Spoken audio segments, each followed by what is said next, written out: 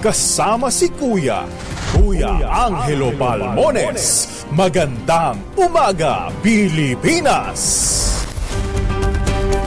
Balik tayo sa mga balita. Posibleng ituloy ng Bangko Sentral ng Pilipinas ang striktong pagpapatupad ng key policy rate hike bago matapos ang taon. Sa pagtaya ng Economist for Asia ng HSBC na si Aris Dacanay, maaaring magkasama ang Bangko Sentral ng 25 basis point hike matapos na tumaas sa 5.3% ang inflation nitong Agosto.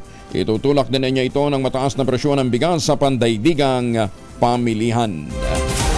Hindi pa rin sumusuko ang Pangulong Bongbong Marcos sa pangarap na maibaba sa 20 pesos ang bawat kilo ng bigas sa bansa. Ayon sa Pangulo, may pag-asa pang matikman ng mga Pinoy ang murang bigas gaya ng kanyang pangako noong nakalipas na eleksyon. Ito'y kung gagandaan niya ang produksyon ng palay, hindi masyadong babagyuhin ang bansa at sa pamamagitan ng tulong ng gobyerno sa mga magsasaka. Sinabi pa ng Pangulong Marcos na madali namang magsagawa ng mga karagdagang aksyon oras na mag-normalize na ang lahat. Una nang sinabi ni Agriculture Undersecretary Mercedita Sombilia, mahirap mangyari sa mga susunod na taon ang 20 pesos per kilo na halaga ng bigas. Posibleng bawiin na ng Pangulong Bongbong Marcos ang price cap sa bigas sa dulo ng buwan o sa pagpasok ng Oktubre. Magsisimula ang suspensyon ng price ceiling oras na pumasok na sa merkado ang bagong aning bigas. Una nang sinabi ni Trade Secretary Alfredo Pascual, nasa 2 milyong metriko tonelada ng palay ang inaasahang maaani ngayong Setyembre. Target din ng Pangulong Bongbong Marcos Jr. na magkaroon ng sapat na supply ng bigas o dagdag na bumper stock sa mga bodega ng National Food Authority bilang paghahanda sa epekto ng El Nino phenomenon. Ito naman ang pinahayag ng Pangulong Marcos kasabay ng pamamahagi ng bigas sa mga mahihirap na pamilya sa Zamboanga City. Ang bigas ay bahagi ng mahigit sa 42,000 smuggled rice na nakumpiska sa isang warehouse sa Zamboanga City na hindi dumaan sa tamang panuntunan ng Bureau of Customs. Pero bago ito pinamahagi, dumaan naman sa tamang proseso. Bumper stock ng NFA tataasan para maiwasan ang biglang pagtaas ng presyo ng bigas ayon sa Pangulo. Detalye ng balita mula kay Let Narciso, Arish 14. Let, good morning.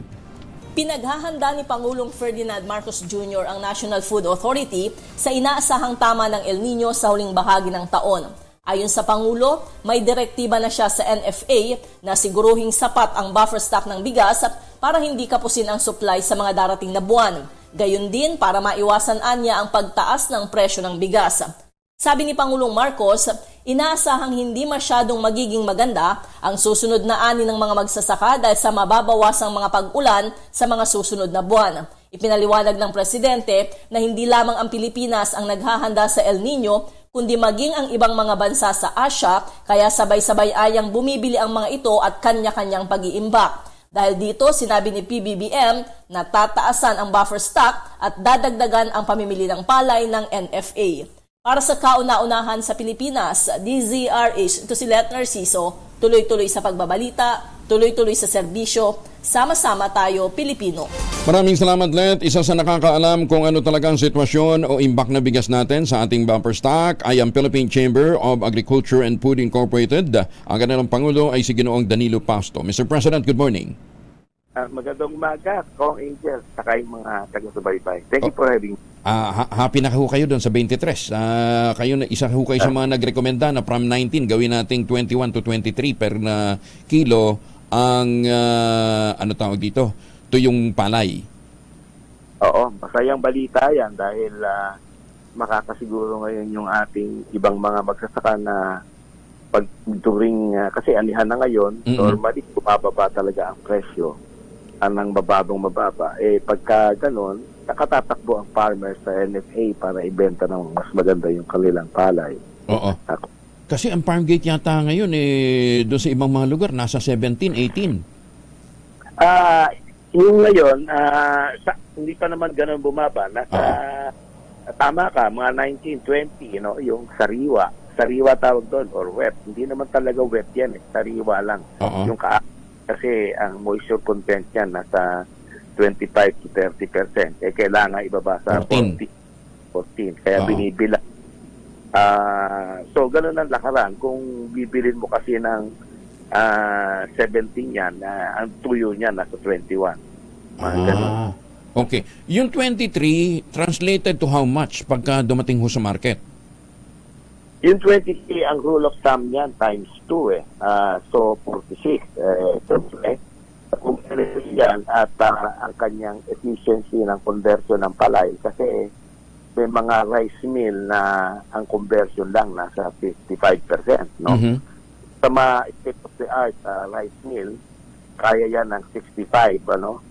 Ang world standard is actually 70. Ibig sabihin, ang na-recover. Hindi, pero teka muna, kung ipipeg uli, kasi aalisin na yung 41, masasaktan ang magsasaka doon sa 41? Kung 23 naman ang buying price ng palay? Ang masasaktan yan, pagka inalis yung price.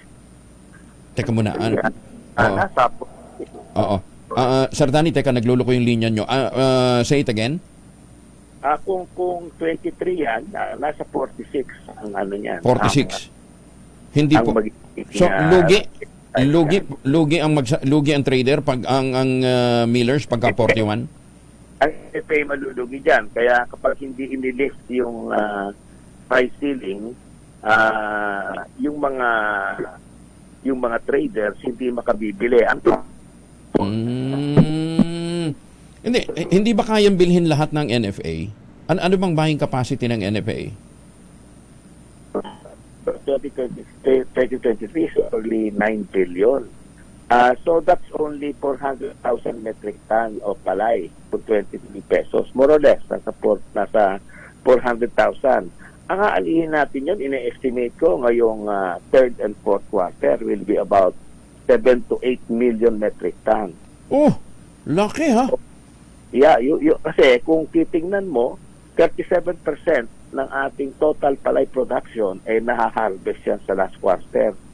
Yung 20% nasa third quarter. So we're talking about 57%. Last 2022, 19.7 million metric ton. Kuhanin mo yung almost 60% yan. Ganun yung inaasahan nating dadating. Hindi pa pwedeng LGU ang mamili nun? Yes, isa sa mga tutulong dyan dapat LGU. Yun naman ang ginawa nung araw. Binigyan ng loan ang LGU at ang LGU ang namimili. Kasi kailangan magkaroon ka ng special appropriation sa NFA para makabili ng mas marami. Kaya sinasabi ko nung isang beses na maganda yan kung sana may budget ang NFA. Kung masusustain niya yung pagbili sa 20, no? Hindi, baka sa halip na sa NFA, baka pwede ibang sources ang pagkunan ho ng mga LGU na gagamitin nila ng pondo sa pagbili. Meron namang pondo ang LGU eh. Meron ang LGU. Meron naman silang pondo at kung magsasama-sama sila, makatutulong sila. Pwede rin namang mangutang ang LGU. Wala namang lugi yun dahil you can sell it naman at a market price paliman. Hindi lang yun. Constituent nila yung kanilang tinulungan. Yes. Dahil ang primary responsibility ng LGU is develop the agricultural sector. The Section 7 number 1. Lalo na din siguro sa mga calamity-stricken areas, yung madalas na tamaan ho ng mga kalamidad. Di ba? Sa halip na bumili sila kung saan. Kasi mahal na rin ho ang imported eh. Ang landed cost ng imported, magkano na ho, Sir Danny? Ang huling alam ko, ang Vietnam, nasa $643. It's about 36 pesos. Oh! 35, 36 pesos per kilo. Okay. So kung dadagdagan mo yan ng taripa na 35%, akit ka ng mga 10 to 12 pesos. Nasa na yan? Po 50. 50 plus storage? Oo. Kaya mahal din ho talaga. Mahal talagang imported, ha? Oo. Kaya hindi naman sila dapat mag-import ngayon dahil talagang sagana ngayon ang ani dahil hindi naman talaga tinamaan masyado ng bagyo yung mga ngayon. Huwag lang sana bumagyo, no? Or dumating ang wala naman tayong nakikita. Kasalukuyang full blast ang pag-aani ngayon ng ating mga kababayan, mga pagsasaka. What about ang corn? Kumusta ang sitwasyon ng corn, Sir Danny? Sa corn, medyo wala akong kasi natutok tayo sa bigas, ano ha? Sa bigas. Pero ang corn is always 57% efficiency level as far as the feed is concerned. Okay. Yan ang isa sa mga dapat na pagtuunan dahil pagka tinamaan yung corn, tatamaan yung livestock natin. Correct. Oo, kaya kinakailangan din ho talaga pag-usapan din ho ang production ho natin ng corn. So, magandang development to. Kaya lang kung tatanggalin yung price cap by end of the month, hindi naman sisirit kaagad yung presyo ng bigas. Hindi makasisirit yung presyo dahil umaani. Kasi Okay. hindi na talaga mabibili lahat ng NFA yan. Yung NFA, last resort. Okay. At least ngayon, happy ho ang mga farmers. Anyway, President Danny, maraming salamat po sa inyo. Magandang umaga po. Thank you for joining us. Ayan, maraming salamat po. Si Ginoong Danilo Fausto, ang presidente ng Philippine Chamber of Agriculture and Food Incorporated. Magandang umaga, Pilipinas! Notorious na snatcher na nambibiktima ng Chinese national sa Binondo, Maynila, na-aresto na. Detalye ng balita mula kay Boy Gonzales sa RH29. Boy! Kuya Angel, na-aresto na ng mga tao ng Manila Police District ang isang notorious na snatcher na nakamotor na bumiktima sa isang Chinese national sa Binondo, Maynila. Kinilala ng NPD ang na-arrest ng suspect na si Leonardo Sotero, 22 anyos, na mas kilala na Elias Rodin. Ayon kay MPD Chief Brigadier General Andy Dizon, na-aresto ang suspect ng Abad Santos Police Station matapos na masita sa paglabag sa ordinansa at maurihan pa ng patalim sa Lico Street, Barangay 210 sa Tondo. Nasita si Sotero dahil sa walang pang itaas pero pumalag at sumagot pa ng pabalang sa mga pulis. Dito na siya nilapitan sa nakita sa kanya ang isang balisong. Sinabi naman ni Colonel Ramon Solas dinala sa kanilang tanggapan sa Abad Santos Police Station si Sotero, pero nagulat sila nang nasulputan ng ilang individual na nabiktima ng snatching kung saan itinuro nila ang suspect. Sabi pa ni Colonel Solas, si Sotero rin ang kasama ang hindi pa nakilalang kasabwat ang isang responsable na snatching sa Papasit sa Tondo at dalawang insidente na snatching sa Binondo at Sampaloc. Nagip pa ng CCTV ang isang Chinese national sa Binondo na nabiktima ng Sotero at decidido itong magsampa ng reklamo habang patuloy pang pinaganap ang kanyang kasabwat. Mula sa kauna-una sa Pilipinas, di sa RH, ito si Boy Gonzales, tuloy-tuloy sa pagbabalita, tuloy-tuloy sa serbisyo, sama-sama tayo Pilipino. Maraming salamat po at maraming salamat din po sa Manila Police District sa kanilang mabilis na pagtugon dito po sa ganitong klase ng mga krimen, ano ha? Kasi pagka yan na kumakalat sa social media, natatakot to yung ating mga kababayan eh. PNP nagalok naman ng tulong sa NBI para mapalakas ang kaso laban sa leader ng isang kulto sa Surigao del Norte. Detalye ng balita mula kay Bal Gonzales sa RH5. Bal, good morning. Good morning, Kuya Angel. Nagpahayag ng kahandang tumulong sa National Bureau of Investigation ng Philippine National Police para sa case build-up laban sa leader ng kultong Omega de Saloner sa Surigao del Norte. Ayon kay PNP Chief Police General Benjamin Acorta Jr., inatasan na niya ang Provincial Director maging ang hepe ng bayan ng Socorro na siyang nakakasakop sa lugar kung nasa ng kulto na dating tinatawag na Socorro Bayanihan Services Incorporated. Nais ni General Acorta na mapalakas pang kaso para mapanagot ang leader ng kulto na kinilalang si J. Renz alias Senior Aguila. Sa ngayon, ani General Acorta, nakikipagtulungan ng lokal na PNP sa NBI sa pangangalap ng ebidensya, lalo pat may mga impormasyong lumalabas na armado at konektado manaw sa kalakalan ng iligal na droga si Senyor Aguila. Para sa kauna-unahan sa Pilipinas, DZRH, ako naman, Val Gonzales, tuloy-tuloy sa pagbabalita, tuloy-tuloy sa serbisyo. Sama tayo, Pilipino. Maraming salamat, Bal. Samantala, si Obet Madrina muna, si Ka-Obet Madrina mula sa Pag-asa, kasama na natin. Ka-Obet, anong magiging lagyan ng panahon? Magandang umaga sa Angel, magandang umaga sa lahat ng taga-subaybay natin. Mainit pa rin no, sa malaking bahagi ng bansa, lalo na sa Luzon at Visayas, habang malaking tsansa ng pag-ulan sa may bahagi ng Mindanao, lalo na sa may Zamboanga Peninsula. Davao Region, gayon din ho sa may bahagi ng Maguindanao, Sultan Kudarat at Sarangani. Dulo po yan ng Intertropical Convergence Zone o yung mas kilala natin bilang ITCZ. Samantala ho, dito sa Kamaynilaan, asahan pa rin natin at sa lalabing bahagi ng bansa yung mga localized rain showers and thunderstorms sa hapon hanggang sa gabi. Dulo to ng mga localized na thunderstorms. Kadalasan Sir Angel, mga 1 hanggang 2 oras lamang yung tinatagal. Medyo mahina naman kasi yung habagat natin sa ngayon. At wala rin tayong minomonitor na low pressure area.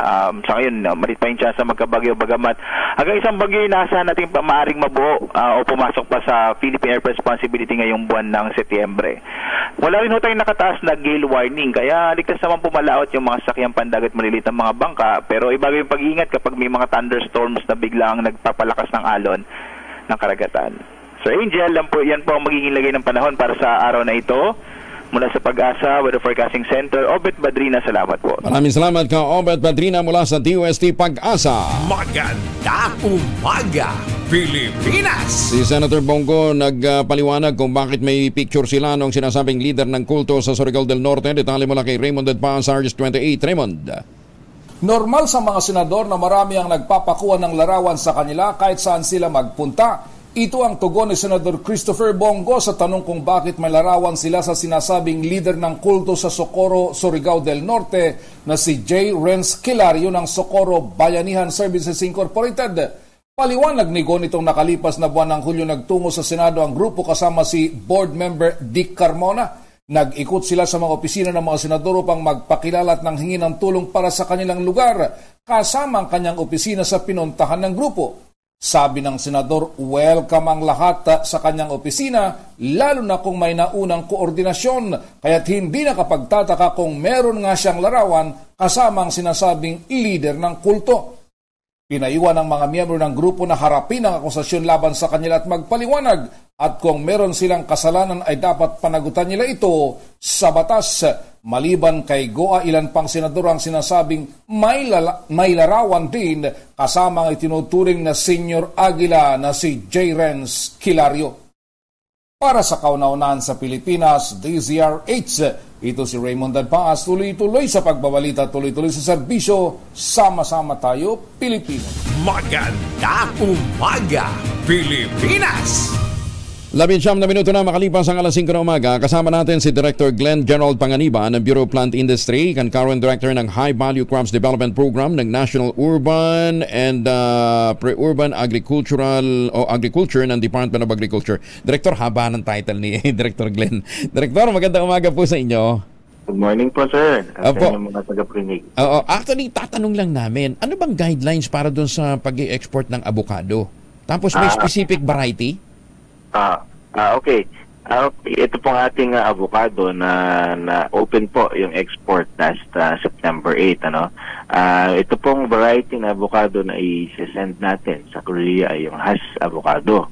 O yung fish, yung kasing laki lang ng ating kamao o mas maliit pa. Yung maliliit. Oo, yung dark color, parang purple gano'n. Hindi yung kulay hindi kulay green. Hindi po yung ating usual na malaking avocado. Meron na po tayong mga apo. Teka muna, marami ba nagtatanim nito? Actually ngayon, sir, ang ating first na nag-initiate nito ay ang ating isang multinational company. Yung Dole Philippines. Opo, yung Dole. Pero po ito po in the future ay hindi naman po ito sarado sa kanila lang. So pwede po tayong mag-upscale at magtanim din po yung ating mga kababayan. Sa daming kalbong lugar natin, di ba? Tama po. Pang-mitigate din ho ito ng flooding, at saka pangpigil din sa erosion ng lupa, Kaya lang hash avocado. Ito, pwedeng itanim ng grafted? Well, mas maganda po kung may ganyan, kung lagi naman po 'yon, kung grafted ng ating tanim, mas mabilis po siyang possibility para mamunga ng mas Pero ito, introduce introduce variety po ba ito? Well, ito pong hash po ay parang introduced variety po ito. I think karamihan po dito ay ginagrow from South America din. Ba't ayaw nila nung malalaki at saka malagkit natin? Ay, ano pa rin naman po, marami pa rin naman po nagpo-produce nito, pero po ito po kasi yung ang hinahanap ng ating mga foreign markets, ano. Dahil sa mga mas madali po siyang yung pang mga snack size, ganyan, pagkagay sa mga salad. So, pero kung sa bagay, dito domestically, ang taas pa rin ho ng presyo ng avocado eh. Opo, kahit po naman ito, ay makikita rin po natin ito sa ilang supermarkets natin. Okay. Anong volume ang bibilhin ng Korea? Well, wala pa naman po tayong specific na volume, pero pagka ho kasi na-open ang ating export market, it would depend sa kanilang demand doon. So, since introduction pa lang ito, we will start with siguro small volumes. We will have the initial send-off by, I think, the end of the month or early October. Kasi ang kagandahan pag grafted kasi 3 years lang mamumunga na eh. Maganda na yung pamumunga eh, di ba? Maaari na siya mag-start from that age. Okay. Yung okra din pala, nag-i-export na tayo sa Korea. Anong volume ang na-export natin? Itong okra naman, nag-restart ito siguro mga 2 years ago. Hindi po siya ganun pa kalaki ang kanyang volume, pero at least na-introduce na natin ito dun sa market, and may mga products na siya, hindi lang po yung fresh kung saan tayo. Ang Japan ho kasi may ganyan ang kanilang fresh ang pagkain nila doon sa okra talaga, yung mga lady fingers na tinatawag, yung mas maliliit, hindi yung mahahabang okra na snack size din, kumbaga. Ito po ay itong sa Korea naman ay nagkaroon na tayo ng mga ibang alternatives para yung mga okra kimchi, panghalo. Itong mga guidelines ng kung ano yung variety at saka kung ano yung mga parameters ng export, nakapost sa website ho ng BPI? Ito naman po ay ating pwedeng ibigay yung information. Gaya po ng nasabi ko, itong ating multinational muna ang pwedeng mag-export dahil sila pa po yung pero may accreditation guidelines and registration po na pwede naman natin i-share sa ating mga kababayan. Hindi, tsaka yung kasi iba ang hinahanap yata organically grown, organic ho yung process, o hindi masyado gumagamit ng synthetic fertilizer, ganun yung mga guidelines, lalong-lalo na sa BCO, tsaka doon sa cocoa sugar. So, itong mga ganitong impormasyon ho, importante na tinitingnan ho ninyo bago ho kayo magtanim o bago ho kayo magproseso nang makasiguro ho kayo na may tamang market, di ho ba, Director? Tama po.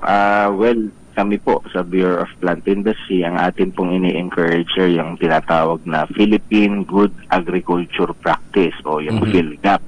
Kasi from the production hanggang sa pag-handle po ng ating food commodity ay atin pong natitrace from pagtatanim, anong ginagamit na inputs, hanggang sa kanilang pag-handle ng product. Yun po, para ma-ensure natin yung pong sinasabi ninyo na kung hindi gumagamit, ay ma-minimize ang paggamit ng mga harmful substances. Okay. Anyway, sige, pasyalan nila yung website ng Bureau of Plant Industry for proper guidance. Ayan, okay. Bukod daw po sa sa avocado at okra, ano pa yung sunrise industry natin pag agriculture ang agricultural export ang pinag-uusapan?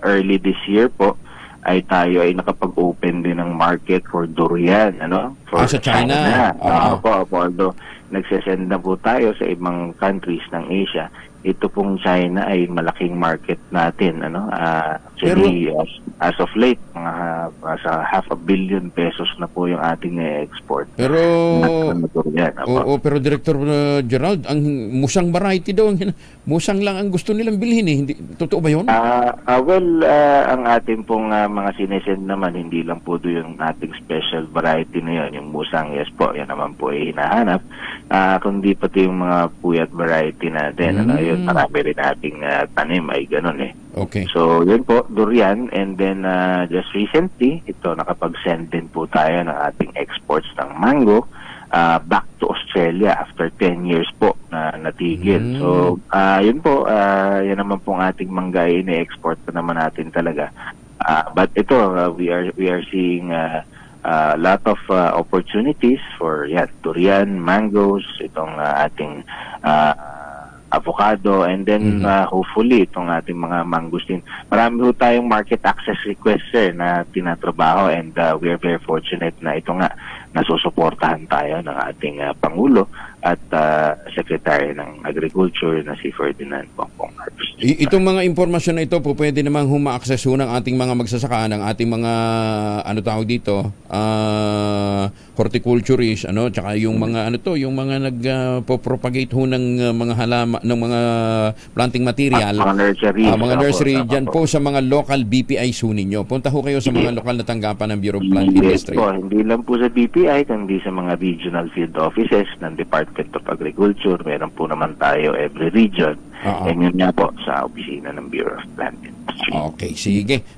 Doon ho kami mag-i-inquire for additional information. Director, thank you. Sa website natin, sir, at saka social media pages, nandiyan naman po tayo. I-search lang nila. Okay. Bureau of Plant Industry o BPI. BPI.gov.ph. Ayan, okay. BPI.da.gov.ph. May DA pala. BPI.da.gov.ph. DA.gov.ph. Okay, thank you. Maraming salamat, Director. Maraming salamat po at magandang umaga. Ang Director po ng Bureau of Plant Industry, si Director Gerald Glenn Panganiban. Magandang umaga, Pilipinas! 27 na makalipas ang alas 5 ng umaga. This time... Uno na makalipas ang alas 5 ng umaga.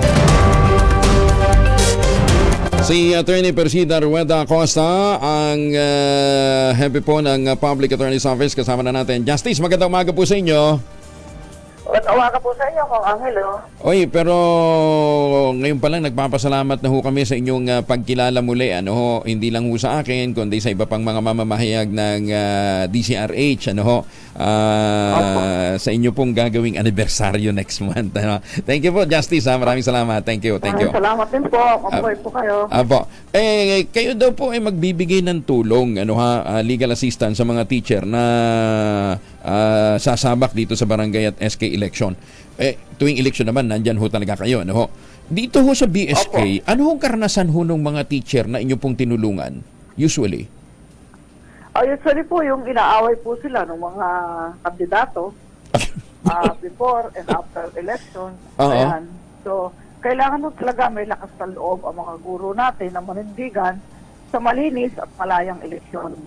So, sa pamamagitan po ng commitment ng PAO sa ating MOA with COMELEC, DepEd, kay VP Sara na Secretary ng DepEd, ay talagang sinisigurado natin na magiging malaya at maayos, mapayapa ang ating eleksyon. At hindi maulit ang mapait na kasaysayan noon na mayroong puro sa Batangas na yakap-yakapan niya ang yung lagay ng balota bago sa pinagpaparil. Pero noon pa ho yun, hindi naman gano'n nakadugo masiguro yung mga sumunod na mga eleksyon, dahil nandiyan nga ho kayo, nagmamanman na. Opo. Pero nag-duty po kami. Nag-duty hanggang gabi, 24 hours before and after election. Paano po yun? May PAO lawyer na nakadeploy sa mga election sa dami na eskwelahan na pupuntahan. So, paano magiging deployment po ng mga PAO lawyers natin? Ang deployment po ay bukas ang ating mga opisina, yung ating 400 district and regional offices, at bukas din po ang mga cellphone ng ating mga lawyers, at alam po yan ng mga localities, mga distrito, ang kanilang mga telepono, at maging yung ating hotline, yung 028-929-9436. 6 pong linya yan ng PLDT na bukas po para po i-traffic natin ng ating mga naka-duty sa central office yung mga referrals at mga requests for assistance ng ating mga guro at maging ng Board of Election Inspectors. Okay. Pero strictly, ang magiging role na lamang ho ng PAO muna during the BSK election para dito sa mga maglilingkod sa barangay at SK election. Paano ho yung mga PAO perlitigan? Halimbawa, kumakandidatong barangay kagawad o SK kagawad na wala rin pong capacity na kumuha ng abogado kung sakasakaling siya po makarandam ng pagkaduhagi o pagkaape. O pwede ho ba silang dumapit din sa PAO?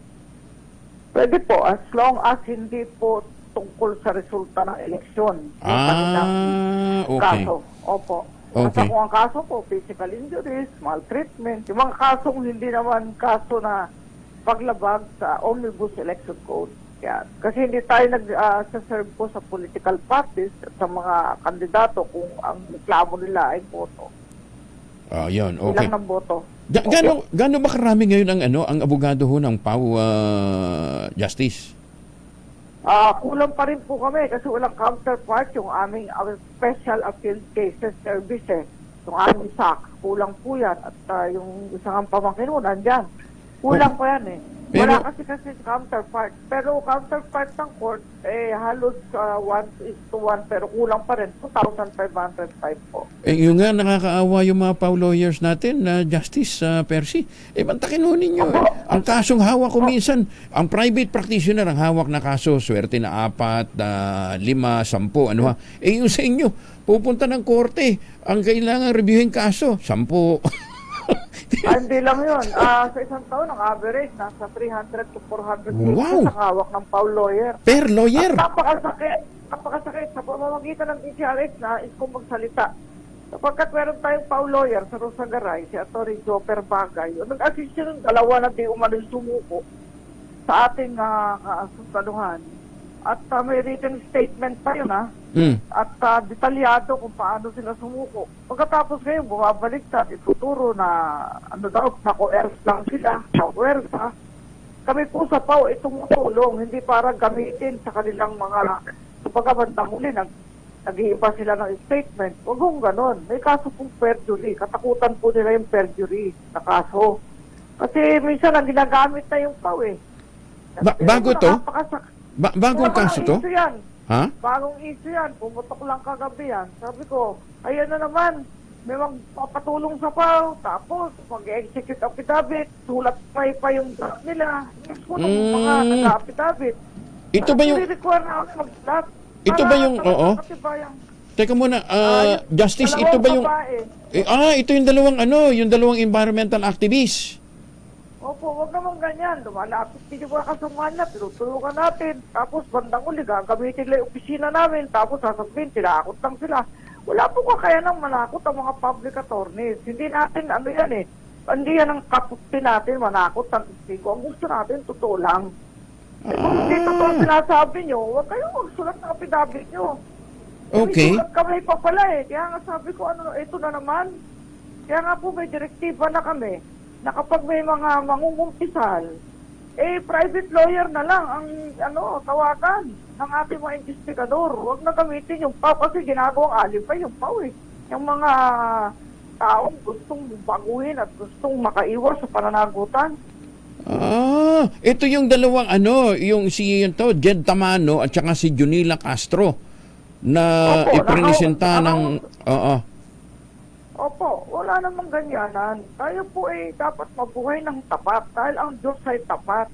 Pag po tayo tapat, walang problema.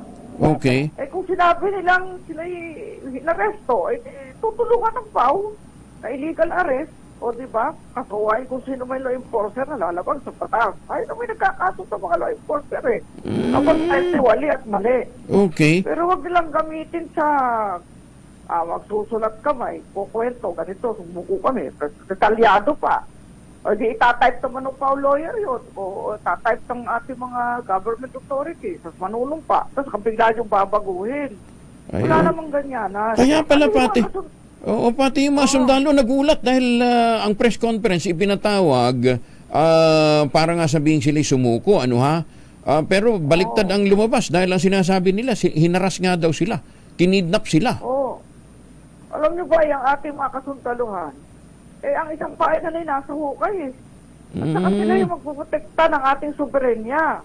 Kung sakali magkaroon ng kaguluhan, kaya wala naman ganyanan. Ako naman kasi napakarami din natin natulungan na mga sinasabing taga-bundok, pero maging naman tayo pata sa public attorney's office. Hirap na yung PAW. Kasi nga sweldo, marami namang kaso. Kulang pa nga yung sweldo sa itutusto sa mga pagtupad ng tungkulin sa mga korte at sa iba't ibang klase, judicial court. Buti pala nagkausap tayo dahil hindi binabanggit na abogado ang abogado pinaharap doon sa dalawa ay galing sa public attorney's office. Hindi na pinabanggit. Kasi alam nila, mag-react kami. I see. Napakarami na tulungan kasamahan nila. Kaya sa puntong yan, ay wala namang ganyanan. Mag-ipatas po tayo. Kasi po, isip pa na, magbabawasan ang kredibilidad ng PAW. Milyong Pilipino natulungan ng PAW. Correct. Nakakarami ay nagtitiwala sa aking serbisyo. So mukhang ito mukhang orchestrated talaga, ha?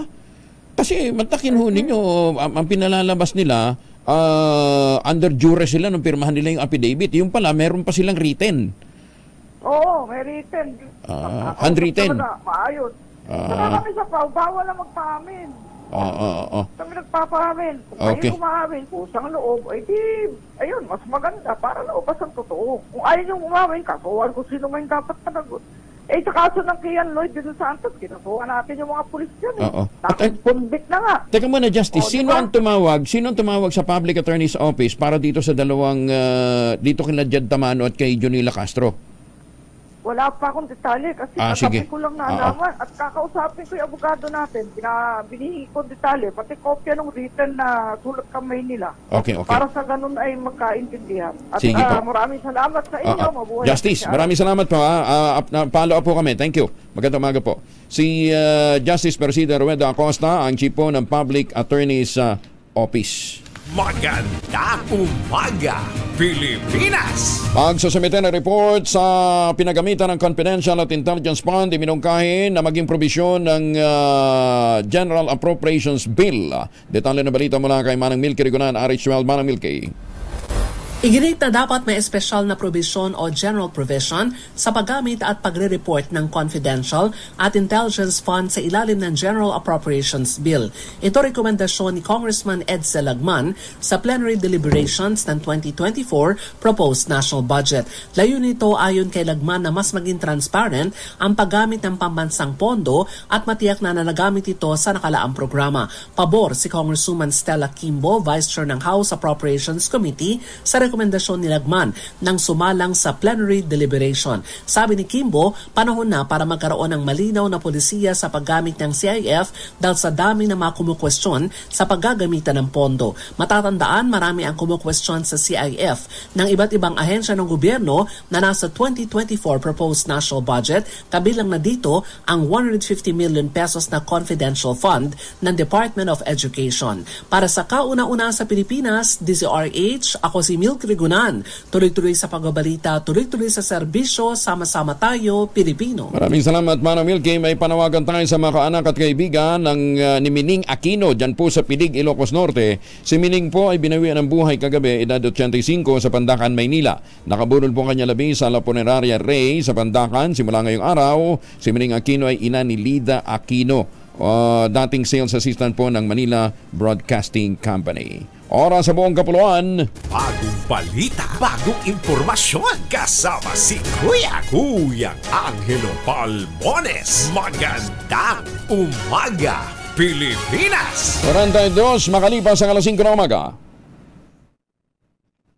Ang Aga, Pilipinas! Saan man ang lakad ninyo ngayong araw na ito, ang inyong mga mahal sa buhay, pagmaunin ho ng family alcohol. Dalawang formulation ng family alcohol na pwede nating pagpilian. Yung family 70% isopropyl alcohol, especially prepared for clinics, hospital, pharmacies, laboratories, pero okay na okay din po sa mga households. Very effective yan sa disinfection at sterilization. Ganyan ang bagsik ng family 70% isopropyl alcohol. Maghapon man yung gamitin, no problem. Hindi po manunuyo ang inyong mga kamay dahil meron po itong moisturizer. Yun namang mabangong family rubbing compound improved alcohol. Abay, mabango isopropyl alcohol na ginagamit ho ng mga masahista, mga barbero, mga doktor, mga nurse, mga kabedrona for sponge bathing and other cleansing purposes. Family rubbing alcohol parang DCRH subok na sa mahabang panahon, mabibili sa namang butika at convenience stores nationwide. Family rubbing alcohol hindi lang pampamilya, pang sports pa. Magandang umaga sa mga nakatutok sa atin dyan sa Angono, Rizal.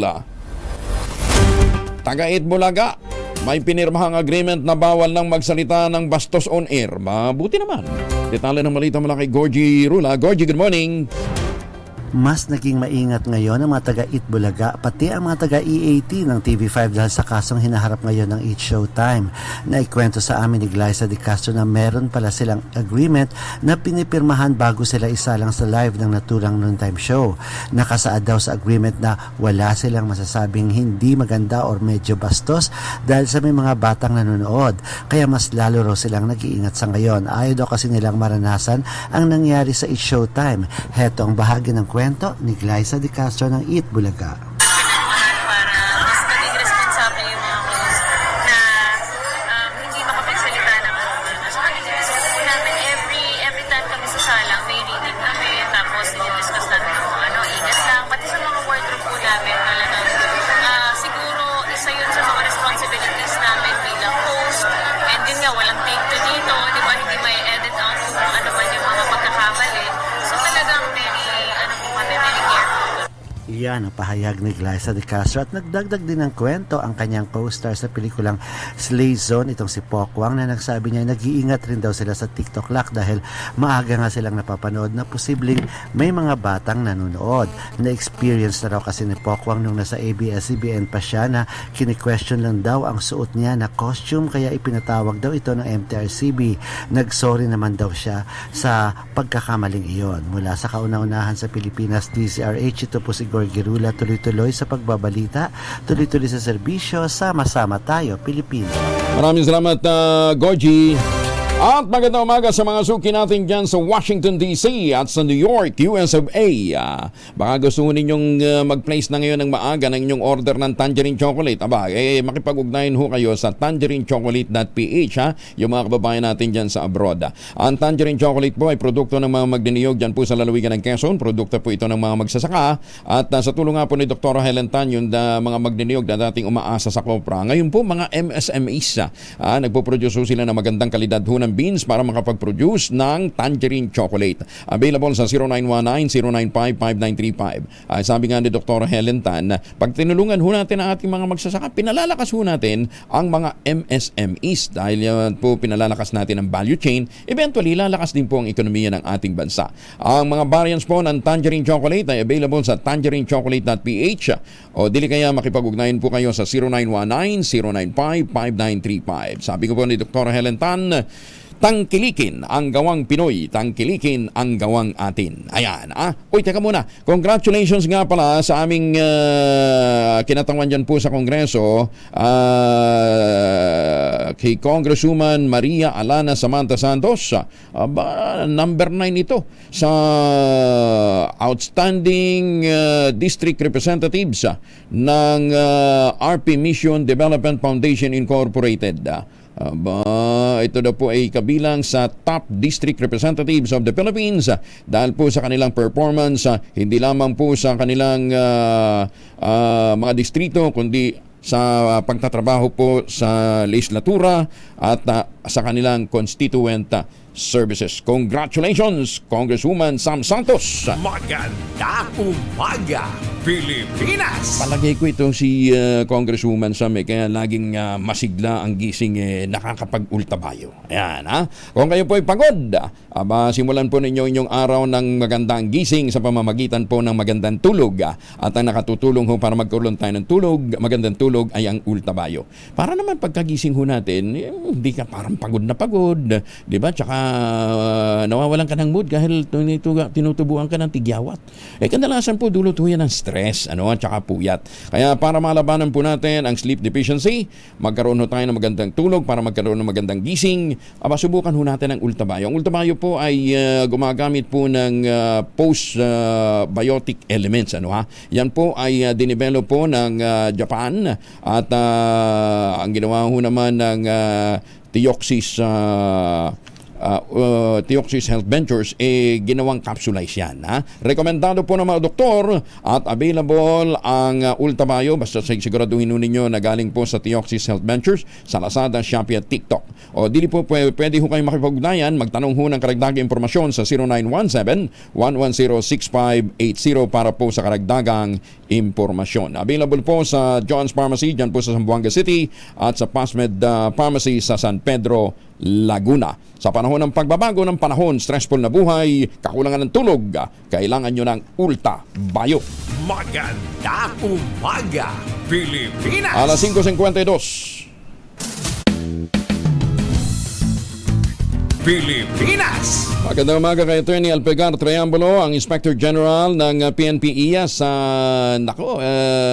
General, Attorney Alpegar, baka po pwede ho ninyong masirip na rin ho itong kaso ni Kernel Oida, no ha? Ayun, yun pong nagpakulong ng reporter ng 3 araw dahil lamang sa pagsilip ng blatter. Total na-dismiss na ho yung kaso, ha? Magandang umaga din kay Attorney Brigadier General Benji Silo, Director ng PNP Civil Security Group. Binabati kayo ni General Charles Calima at ni General James Brillantes at ng San Miguel Corporation Security Council. Ruel Poblete ng Cabuyao, Laguna, happy birthday! Binabati ka ni paring Jeffrey. Magandang umaga, Pilipinas! Sabi ni paring Jeffrey, bibigyan ka daw niya ng bagong kondo. Ayan. Hahabol siguro siya dito po sa Westchester Realty. Naglaan nga po ng 300 million pesos ang Westchester Realty para sa renovation ng kanilang mga pasilidad dito po sa GA Tower 2. May 36 units na lamang po ang natitira. At dahil po per month, ang alok po ngayon ay 50,000 pesos all-in down payment. Habol ko kayo dahil 36 units na lamang po natitira. Makipag-ugnayan kayo sa 0996-501-5555 o 0947-434-5555. Ito pa rin ang pangarap na magkaroon ng sariling bahay sa presyong abot kaya. 50,000 pesos all-in down payment. Ulitin ko lang ho, 0996-501-5555 at 0947-434-5555. Diyan ho kayo makipag-ugnayan para makahabol sa natitira pang mga units. Ang sabi po ni Ginoong Nico Valencia, stop renting, start owning.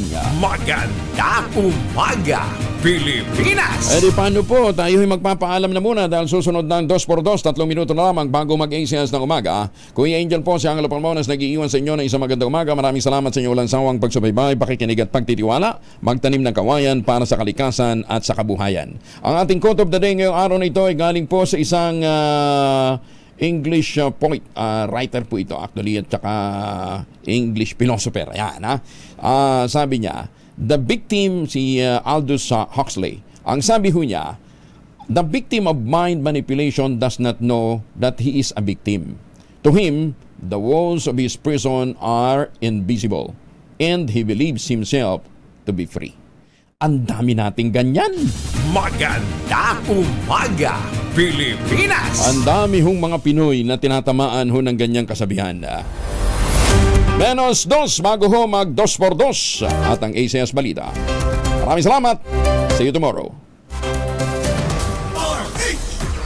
DZRH, member, kapisanan ng mga broadcaster ng Pilipinas. 3 minuto na makalipas ang alas 4 na umaga. DZRH, magandang umaga, Pilipinas!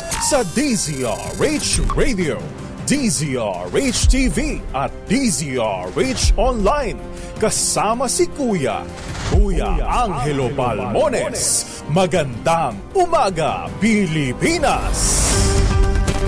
Miyerkules tayo ngayon, 20 na ng Setyembre 2023. Sa ulo ng ating mga balita, maulap na papawirin na may pabugso-bugsong pagulan mararanasan sa malaking bahagi ng bansa ayon sa DOST Pag-asa. Mga nakumpiskang smuggled rice ipinamahagi ng Pangulong BBM sa 4-piece beneficiaries sa Zamboanga City. Desisyon ng Pangulo na ipamigay sa mahihirap na Pilipino ang mga nakumpiskang smuggled na bigas. Pinakamahusay na panlaban sa smuggling ayon naman sa isang kongresista. Panukalang 5.768 trillion peso national budget para sa 2024 nakatuon sa 3 legacy projects ng Marcos administration. Ilang miyembro ng kulto sa Socorro, Surigao del Norte kinasuhan na ng NBI noon pang Hunyo ayon naman sa Department of Justice. Superintendent ng Davao Prison and Penal Farm sinibak dahil sa kapabayaan. Magandang umaga, Pilipinas!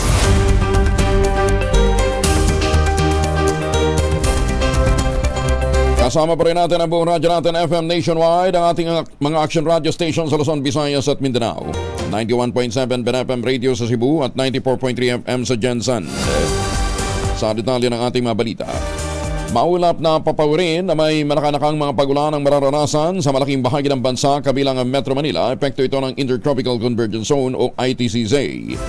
Ayon sa UST Pag-asa, wala silang namomonitor na low pressure area sa loob at labas ng Philippine Area of Responsibility. Yan pa man, hindi inaalis ng Pag-asa ang posibilidad na may mabuong LPA ngayong weekend. Sinabi ni Veronica Torres, ang ITCZ ang magpapaulan sa Zamboanga Peninsula, Barm, Soxargen, Davao Oriental at Davao Occidental. Asahan din ang isolated rain showers sa Metro Manila at ilang bahagi ng Luzon. Pinangunahan naman ng Pangulong Bongbong Marcos ang distribusyon ng mga nakumpisang smuggled na bigas sa Zamboanga, Sibugay. Nasa 1,500 na mga sako ng premium quality rice ang ipinamahagi ng Pangulo sa mga benepisyaryo ng Pantawid Pamilyang Pilipino Program sa bayan ng Tungawan. Bahagi ito ng mahigit sa 42,000 smuggled rice na nasamsam ng Bureau of Customs sa Zamboanga City at idinonate naman sa DSWD.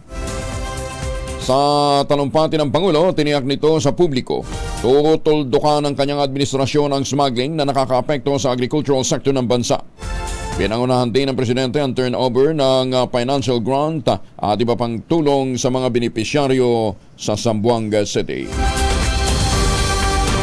Pinuri naman ng isang kongresista ang naging hakbang ng Pangulong Bongbong Marcos Jr. na ipamahagi sa mga mahihirap ang nakumpiskang smuggled na bigas sa bansa.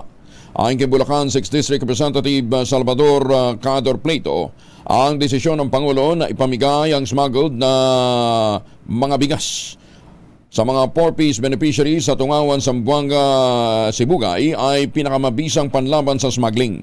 Ginit ni Pleito, miyembro ng House Committee on Agriculture and Food, ang desisyon ng Pangulong BBM ay nangangahulugan ng mga nakumpiskang smuggled na bigas ay hindi na maisasalba at maililigtas ng mga smuggler kahit magbigay pa sila ng mga padulas o suhol. Sinaksihan mismo ng Pangulo ang pamimigay ng mga smuggled na bigas sa mga beneficiaryo ng 4-piece kasama sina Zamboanga officials at si Social Welfare Secretary Rex Gatchalian.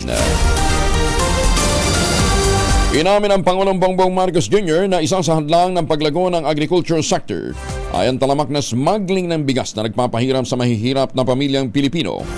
Ito ang dahilan ayon sa Pangulo kaya't inatasan niya ang Bureau of Customs na tugisin ang mga smuggler at puksain ang kanilang illegal operations. Tiniyak din ng Pangulong Marcos sa publiko na walang humpay ang gagawing pagkilos ng kanyang administrasyon upang tuldukan ang smuggling activities na nakakapinsala sa sektor ng agrikultura ng bansa. Hindi lamang yan ang nagiging problema sa agrikultura dito sa Pilipinas. Ang isang napakalaking problema ay ang pag-smuggle ng bigas papasok ng Pilipinas. Illegal na importasyon na dinadala sa Pilipinas at sinisira, ginugulo at iniipit. Bago i-smuggle nila papuntang Pilipinas, tapos iipitin nila, hindi nila ilalabas. Iipitin nila para tumaas ang presyo. Pagtaas ng presyo, saka sila magbebenta. Kaya yan ang racket nitong mga kaharap natin. Kaya naman, hindi lamang ang pag-ayos ng agricultural sector ang ating kailangan gawin. Kailangan din natin patibayin ang ating pag-enforce ng mga batas tungkol nga sa pagbigay ng supply ng bigas sa buong Pilipinas. Magandang umaga, Pilipinas! 9 minuto na makalipas ang alas 4 ng umaga ay ginitama ni ako Bicol Party List Representative Elizalde Co, ang chair ng House Committee on Appropriations, ang kahalagahan na agad na maaprobahan ang panukalang 5.768 trillion peso 2024 national budget na nakatuon para sa tatlong pangunahing programa ng Marcos Administration. Sa kanyang sponsorship speech sa pagsisimula ng deliberasyon sa plenaryo para sa 2024 General Appropriations Bill, sinabi ni Congressman Con ang budget ay binuo upang masuportahan ang post-pandemic recovery at mga pangalagaan ng ekonomiya ng bansa. Ayon kay Ko, pinondohan nila ang tatlong legacy projects ng Pangulo na kinabibilangan ng kalusugan, pabahay at pagkain. Following the President's visions as instructed by Speaker Martin Romualdez, This administration's budget will have special emphasis on 3 legacies. Legacy on specialty hospitals, nais ng Pangulo na pangalagaan ang kalusugan ng bawat Pilipino. Dahil dito, popondohan ng Kongreso ang mga legacy special hospitals tulad ng heart, kidney centers, at maging cancer. Bukod sa libreng pagpapagamot, hindi na kailangan pang bumiyahe ng malayo papuntang Manila ang ating mga kababayan para malapatan ng tama at di kalidad na lunas. Ang pangalawang legacy ay ang Legacy Housing for the Poor. Flagship program po ng Pangulo ang pabahay sa pamamagitan ng 2024 budget at sa mga susunod na taon. Patuloy natin pupondohan ang Legacy Housing Program, more or less 6 million housing hanggang maaabot natin ang target na 6 na milyon murang pabahay para sa pinakamahirap nating kababayan. And at ang pangatlong legacy ay ang Legacy Food Self-Sufficiency. Nais wakasan ng Pangulo ang dinaranas nating kakapusan sa pagkain dahil dito maglalaan ang Kongreso ng mas malaking budget para sa irrigasyon at agrikultura. Layunin natin maging self-sufficient o kayang maging net exporter ng bigas sa mga darating na taon. Susi dito ang patubig, pataba, binhi at tamang teknolohiya para sa pagtatanim. Aprobado naman sa ikalawang pagbasa ng Kamara ang panukalang reforma sa Military at Uniform Personal Pension System sa pamamagitan ng voice voting o Viva Voce. Aprobado na ang House Bill 8969 o panukalang alisin ang obligadong pension contribution ng mga aktibong miyembro. Sa ilalim ng panukala ay minamandato sa mga bagong military at uniform personnel na magbigay ng 9% ng kontribusyon mula sa kanilang base pay. Sasagutin na ng gobyerno ang 12% upang mabuo ang 20% na contribution ng mga MUP elements o members sa susunod na taon. Nakapaloob din sa panukalang pagtatakda ng compulsory retirement age na 57 para sa MUP at kapag naabot na ang 30 taong pagseserbisyo. Nag-donate naman si Interior Secretary Benhur Abalos ng 10 brand new na mga motorsiklo para sa operasyon ng Motorcycle Riding Academy ng MMDA. Sa kanyang talumpati, sinabi ni Abalos na layo ng donasyon ng kanyang tanggapan na mabawasan ang mga motorcycle-related accidents sa Metro Manila. Ipinaliwanag niyang magbibigay ang Academy ng riding at basic emergency response skills sa mga motorcycle rider. Sabi pa ni Abalos, makatutulong ang kanyang donasyon upang lalong mapalago ang kapasidad ng akademya na nakatakdang ilunsad sa Setyembre 27. Kumaasa naman ang kalihim na gagayahin ng iba't ibang local government unit ang Motorcycle Riding Academy ng MMDA para mapababa ang bilang ng mga aksidente sa lansangan. Matay sa MMDA Metro Manila Accident Reporting and Analysis System, pumalo sa 2,269 ang mga pedestrian na nabangga ng mga sasakyan mula Enero hanggang Agosto ngayong taon.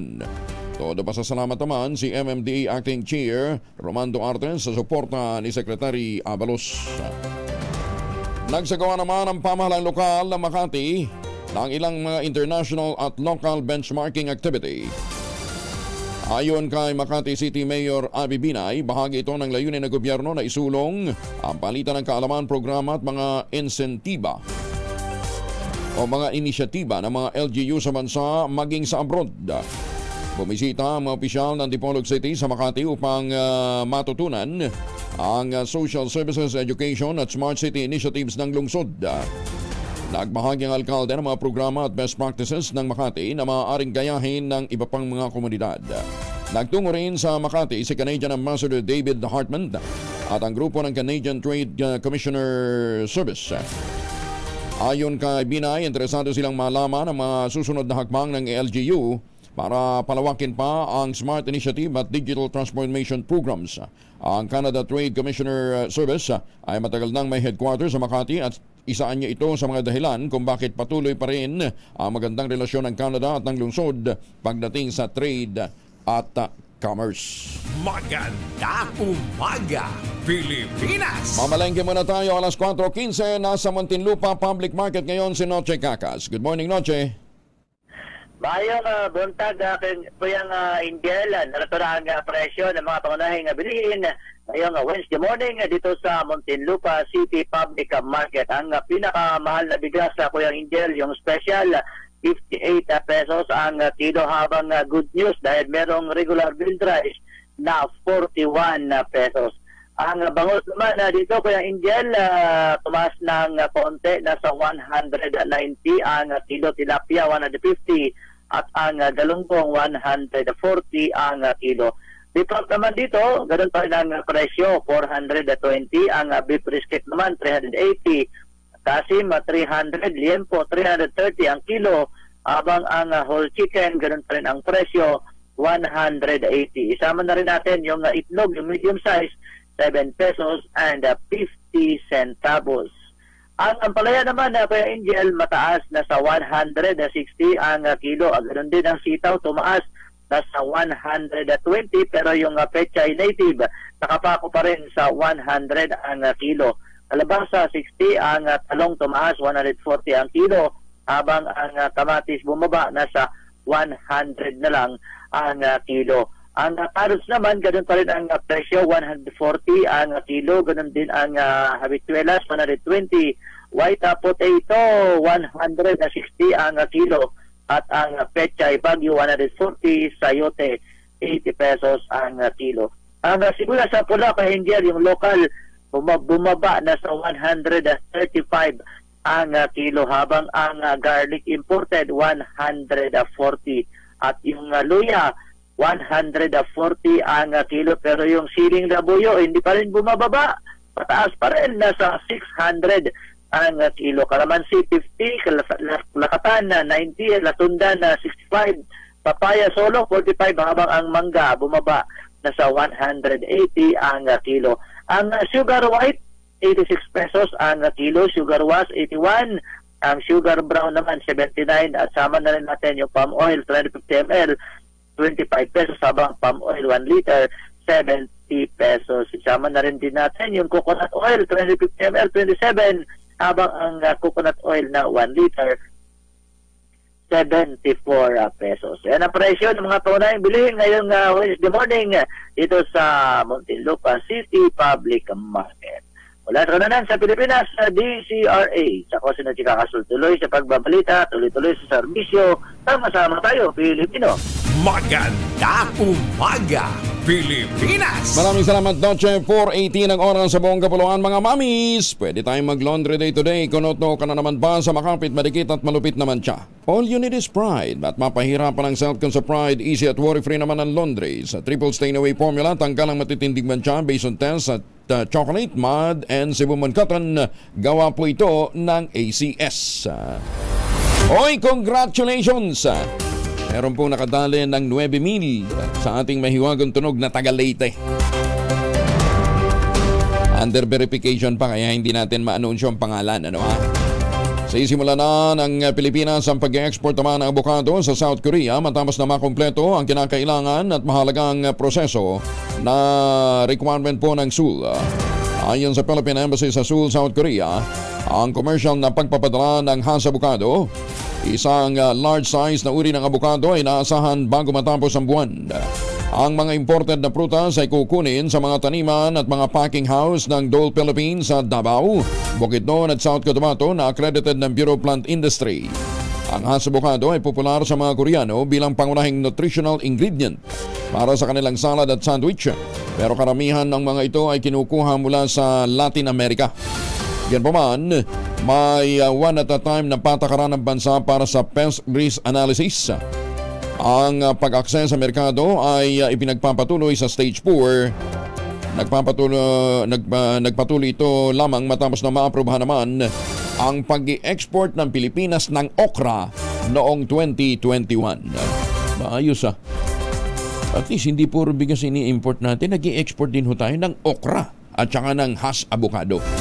Mamaya may makakausap po tayo mula sa Bureau of Plant Industry. Tanong ho natin kung ano yung mga accreditation process na kinakailangan para po yung inyong mga farm ay mapasama dito ho sa programang ito. Katuwang po ang Dole Philippines. Barangay Chairman pinagbabaril patay sa bayan ng Parana, Samar. Detalye ng balita mula kay Jimmy Angay-Angay, RH32. Jimmy. Barangay Chairman nasawi matapos pagbabaril sa bayan ng Parana, Samar. Kinilala ng PNP ang biktima si Tito Tablada Llamado, 59 anyos, incumbent barangay chairman at tumatakbong barangay kapitan sa barangay Anagasi. Nangyari insidente sa barangay Anagasi sa naturang bayan. Sa investigasyon ng PNP ang biktima ay nasa kanyang sakahan kasama ang kanyang misis ng pagbabaril ng mga sospek hanggang sa mamatay. Sa report naman ng PNP Camp Roberto Kang Leong Palolay, kinukondinahan nila ang pamaslang sa inosinteng barangay chairman. Ang biktima ay dating miyembro ng NPA na iniwan niya ang armadong pakikibaka at sumuko na sa pamahalaan. Sa kasalukuyan, iniimbestigahan ng PNP ang naturang insidente. Mula sa Action Radio Tacloban, ito si RH32 Jimmy Angay-Angay. Tuloy-tuloy sa pagbabalita, tuloy-tuloy sa serbisyo, sama-sama tayo Pilipino. Daghang salamat Jimmy, maupay nga aga sa ating mga kababayan dyan po sa Tacloban. Magandang umaga, Pilipinas! Tricycle driver naman nagbigti matapos ang kanilang away ni Mrs. Hala, nag-away lang. Sa Malasiki, Pangasinan. Detalye ng balita mula kay Freddy Pajardo, RH38. Freddy. Wala nang buhay nang makitang nakabiting katawan ng biktima sa kanilang bahay sa Barangay Poblasyon, Malasiki, Pangasinan alas 5 ng madaling araw gamit ang alambre. Nadadapa ito sa paggamutan kung saan idineklarang dead on arrival ng mga doktor sa Malasiki Municipal Hospital. Sa ulat ni Malasiki Chief of Police Lieutenant Colonel Luis Ventura Jr., kinilala ang biktima na si Rodito Ramos, 41 years old tricycle driver, at napag-alaman na bago ang pagpapatiwakal ng biktima nagkaroon sila ng hindi pagkakaunawa ng kanyang may bahay na pagkatapos ng kanilang away ay nag-alsa balutan si Mrs. at umuwi sa kanyang mga magulang sa bayan ng Mangaldan kasama ang kanilang anak. Subalit kinabukasan, nagimbal si Mrs. na makatanggap ng tawag na patay ng kanyang mister dahil nagbigti. Dali-dali silang umuwing mag-ina pero wala na sa kanilang tahanan si Rodito dahil nasa purinarya na ito. Ayon sa ginang, hindi niya akalain na magagawang magbigti ng kanyang asawa dahil lamang sa pag-alis silang mag-ina ng isang gabi upang magpalipas lamang ng sama ng loob. Kaya ngayon labis ang kanyang pagsisisi sa nangyari. Mula sa Action Radio Pangasinan, ito si Freddy Pajardo, tuloy-tuloy sa pagbabalita, tuloy-tuloy sa serbisyo, sama-sama tayo Pilipino. Maraming salamat Freddy. Masantos siya kabasanit si Kiamin sa ating mga kababayan dyan po sa Pangasinan. Ay maganda umaga sa mga suki natin ho dyan sa Zamboanga City. Kinasuhan na ng National Bureau of Investigation sa Caraga ang mga miyembro ng kultong Socorro Bayanihan Services sa Surigao del Norte. Ayon kay Justice Spokesperson Miko Clavano, ipinagharap na ng mga kasong kriminal ang 13 miyembro ng grupo noon pang Hunyo. Kabilang sa reklamo sa mga ito ay paglabag sa Anti-Trafficking in Persons Act, kidnapping, serious illegal detention, child abuse at exploitation. Sinabi pa ni Clavano na hindi pa sumasalang ang mga ito sa preliminary investigation dahil nag-inhibit ang mga prosecutor. Una nang isiniwalat ni Senator Risa Ontiveros na higit sa 1,000 kabataan ang umano'y pinagsasamantalahan at sa pilitang ipinakakasal ng Socorro sa kanilang mga lider. Nakahandang humarap naman sa investigasyon ang kultong Socorro Bayanihan Services sa Surigao del Norte. Pero todo tanggi si Mamerto Galanida, ang Vice President ng grupo na inaabuso nilang mga kabataan at hindi raw sila sangkot sa kalakalan ng iligal na droga. Tinawag pa ni Galanida na kasinungalingan at unfair ang mga alegasyon sa kanila at sa katunayan ay avid member umano sila ng Iglesia Pilipina Independente. Ang layunin lamang daw ng kanilang grupo ay magbigay ng tulong sa mga residente ng Surigao sa linya ng housing, agrikultura at burial services. Una nang ibinunyag ni Senator Risa Ontiveros na 8 kabataan ang nakataka sa Socorro nitong Hulyo, humingi ng saklolo sa lokal na pamahalaan dahil naman sa nararanasan nilang pang-aabuso. Inilingan ni Senator Risa Ontiveros sa Senado na magsagawa din ng malalimang investigasyon sa kaso ng panggagahasa, pananakit at sapilitang pagpapakasal sa mga bata ng isang kulto sa Surigao del Norte. Sa kanyang privilege speech, sinabi nito na mahigit sa 1,000 bata na ang biktima ng isang mapanganib at armadong kulto na itinatago sa bulubunduking lugar ng Surigao del Norte.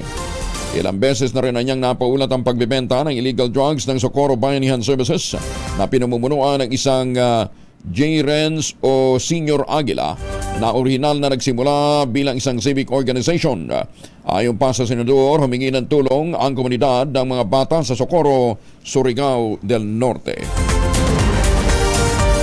Ipinahayag naman ng 2 aktivista na unang napaulat na nawawala na dinukot sila ng militar at pinagbantaan pa ang kanilang buhay, gayon din ang kanilang pamilya.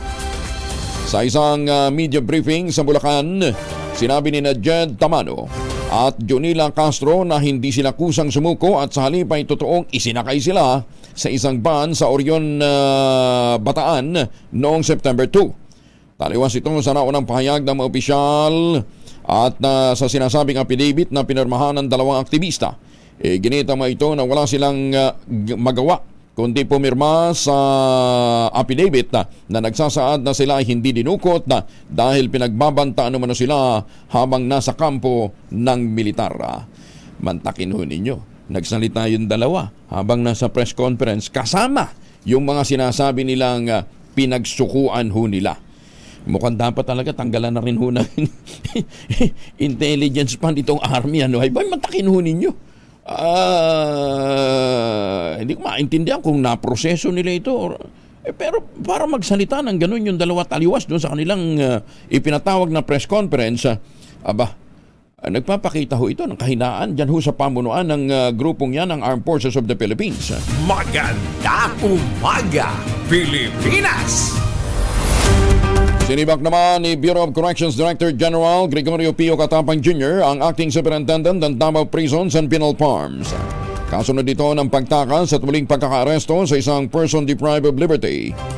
Si Corrections Superintendent Rufino Martin ay sinibak dahil sa hindi kagad inireport ang pagtakas ni Jundi Canio sa minimum security compound umpang September 13. Naibalik naman ang kulungan noong September 17 si Canio kasunod ng hot pursuit operation ng Dumalog Municipal Police Station. Binigyan din ang opisyal ng insidente tulad ng pagtakas ay dapat kaagad na nai-report sa main office at hindi ipinagpapabukas pa. Hindi niya ito tinotolerate, lalo na ang ganitong klase ng delay at napakahalagang impormasyon. Pinanindigan ni House Speaker Martin Romualdez na nasunod ang proseso ng legislatura sa pag-aproba ng panukala na ngayon ay naging Maharlika Investment Fund Act of 2023 o yung Republic Act 11954. Ayon kay Romualdez, nirerespeto at kinikilala ng Kongreso ang demokratikong proseso at ang karapatan ng bawat individual na gumamit ng legal na pamamaraan upang makwestiyon ang nais nilang maliwanagan. Ginit din ni Romualdez ang kanilang intensyon na aprobahan ang MIF Act o Maharlika Investment Fund Act ay naglalayong maisulong ang pag-unlad ng ekonomiya ng bansa, matugunan ng kahirapan at makalikha ng oportunidad sa mga Pilipino na makapagtrabaho. Sinabi pa ng Speaker, pangkaraniwang lamang na nababago ang mga panukala sa pagdaan ito sa proseso at ginawa nila ito alinsunod sa konstitusyon at sa mga nakatakdang alituntunin. 4:28 ang oras sa buong kapuluan. Lalawigan ng Sorsogon naghahanda na sa pagdagsa ng mga biyahero sa mga pier ngayong darating na buwan ng Undas. Detalye mula kay Ray Baton Jr. mula sa radyo natin Birak. Ray. Naghahanda na ang lalawigan ng Sorsogon sa posibleng pagdagsa ng mga biyahero sa pantalan ng Matlog Port sa paparating na Undas sa buwan ng Nobyembre sa isinagawang pagpupulong kasamang iba't ibang ahensya ng gobyerno nung nakaraang Miyerkules ay napag-usapan ang solusyon sa problema sa kakulangan ng biyahe ng barko sa alin sa lalawigan ng Samar at Matnog sa nasabing lalawigan at problema sa traffic congestion sa mga daan papunta rito. Siniguro ni Governor Buboy Hamor na handa umano ang mga ahensya ng gobyerno sa asistensya na kailangan kasama na ang medical team na ilalagay, mga hot meals sa biyahero at ang dagdag na 3 hanggang 5 biyahe ng barko sa nasabing lugar, kabilang sa nasabing pagpupulong.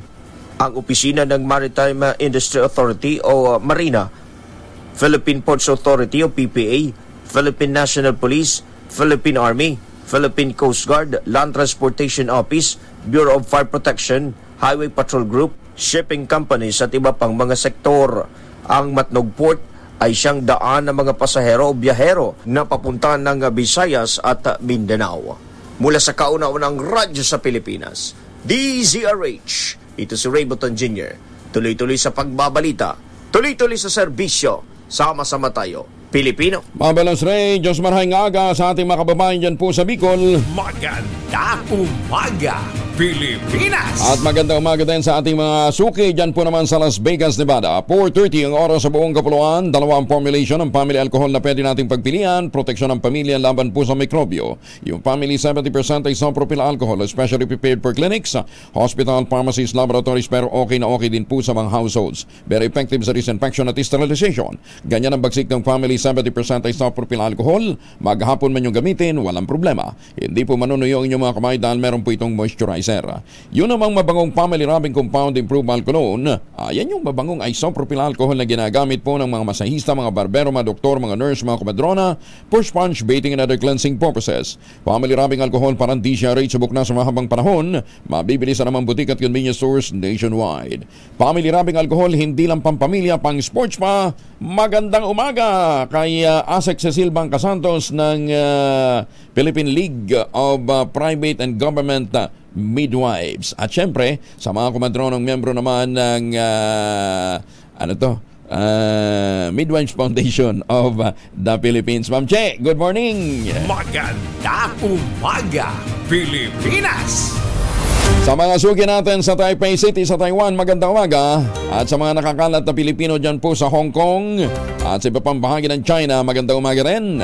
Nagsama naman ang House Committee on Accounts on the Welfare of Children at ang Committee on Welfare of Children pala. Dalawang committee ito upang ipalaganap ang kahalagahan na malabanan ng child trafficking. Ikayatin ang publiko na makiisa sa kampanyang ito sa pamamagitan ng pagpapalabas ng pelikulang Sound of Freedom.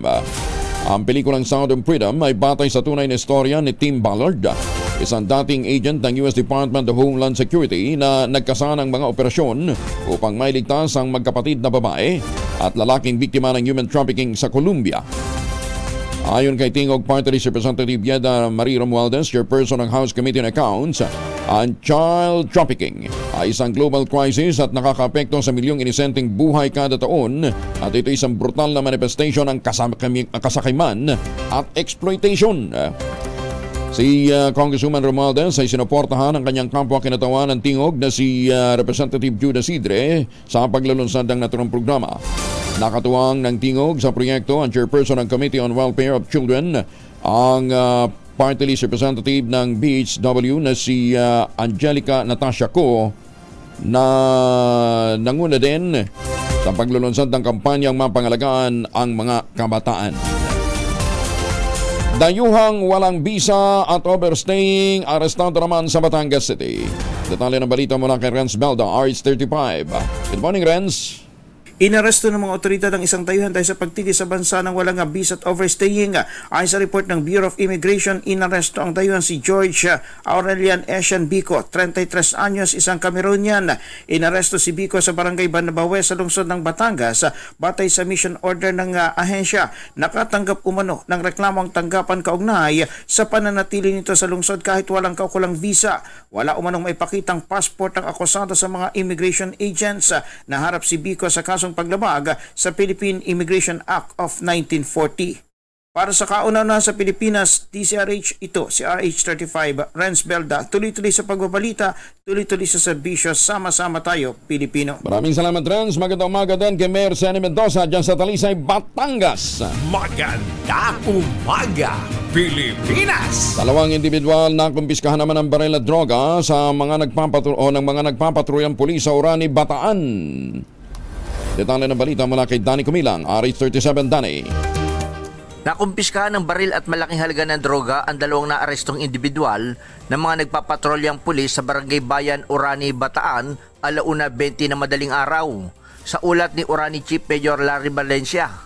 Habang nagpapatrolya ang kanyang mga tauhan sa naturang lugar, nang mamataan itong si Renato Diwa, 45 anyos, residente ng Barangay Pantalan, Luma, Orani, na may hawak-hawak umano itong isang caliber 38 na kargado ng 5 buhay na bala. Sinita nila itong si Diwa, subalit nanlaban pa umano ng aarestuhin.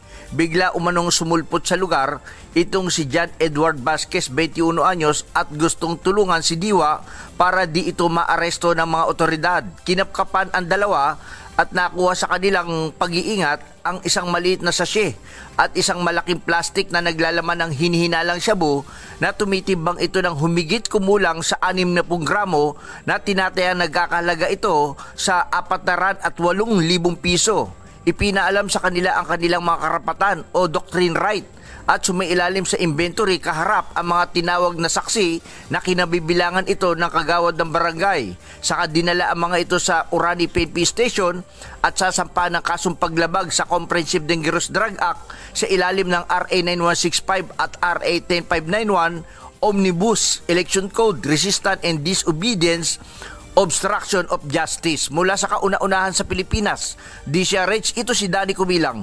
Tuloy-tuloy sa pagbabalita, tuloy-tuloy sa serbisyo. Sama-sama tayo, Pilipino! Salamat, Danny. Maya paaba kay kayungan sa ating mga kababayan dyan po sa Pampanga. Ay may buntag sumating paminaw nato diyan sa Tagum City, sa Davao del Norte. Efraim Pilosopo. Ba? Ganda ng pilido ni Efraim. At syempre, sa mga suki natin dyan sa Las Vegas, Nevada, magandang umaga po sa iyo. See you soon! Magandang umaga, Pilipinas! Umirit naman si Vice President at Education Secretary Sara Duterte ng proteksyon at legal assistance para sa mga gurong magsisilbi sa barangay at SK elections. Nais ng Vice Presidente na maprotektahan ang mga teacher wala sa harassment, intimidasyon at iba pang uri ng pagbabanta kaugnay ng nalalapit na halalan. Lantadan niya mga ito at ang kanilang pamilya sa panganib. At may mga insidente pang napapatay ang mga teacher dahil sa matinding tensyon kapag nangyayari ang barangay at SK elections. Ginawa ng Vice Presidente ang pahayag matapos lumagda ang DepEd sa isang kasunduan katuwang ang Commission on Elections at Public Attorney's Office para bumuo ng sistema sa pagbibigay ng libreng legal service sa mga gurong miyembro ng Electoral Board at iba pang DepEd personnel. Arestado naman ang isang lalaki na nagpakilalang dating pulis matapos mahulihan ng 15 baril sa loob ng kanyang sasakyan. Nakita ang mga baril sa trunk ng minamaneho nitong Toyota Corolla Altis habang papasok ang sasakyan sa Gate 2 ng Campo Crame sa Quezon City. Kabilang sa nasamsam sa suspect ay 11 kalibre 45 pistola at 4 na shotgun na nakasilid sa kahon.